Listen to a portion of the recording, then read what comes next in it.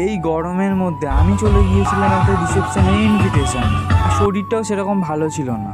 বাড়ির পাশে ভাবলাম একটু ঘুরে আসি, জানি আমি কিছুই খেতে পারবো না। এখানে অলরেডি সবার খাওয়া স্টার্ট হয়ে গিয়েছে। যতই শরীর খারাপ হোক গাইস, আইসক্রিম ছাড়া যাবে না। দূর থেকে গ্রুমার বাইটকে দেখে নিয়েছিলাম, তোমরাই বলো ওদেরকে কেমন লাগছে। এদিন গরমের লেভেল পুরো ছাড়িয়ে গিয়েছিল, তোমরা আমার অবস্থা দেখে হয়তো বুঝতে পারছো। যেন বলতে পারো একটা ছোটোখাটো মেলা হচ্ছে, মানে এতটাই লোকজন চারিদিকে। তার মধ্যে আমি আইসক্রিম খেয়ে নিচ্ছিলাম। এটা আমার ছিল 6 নম্বর আইসক্রিম। আর মেয়েটা এখানে ফটোটা তুলতেই চাইছিল না, কিন্তু ওর মা ওকে টেনে টেনে জোর করে এনে ফটো তোলাচ্ছিল। সেই সবগুলোই আমি দেখছিলাম।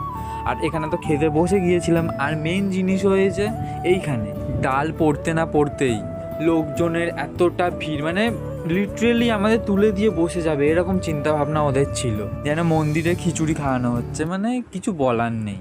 মাটনটা তো সেই টেস্ট ছিল। আর তোমরা ভাবছো যে সন্দেশটা আমি টিস্যুতে করে নিয়ে কি করছি?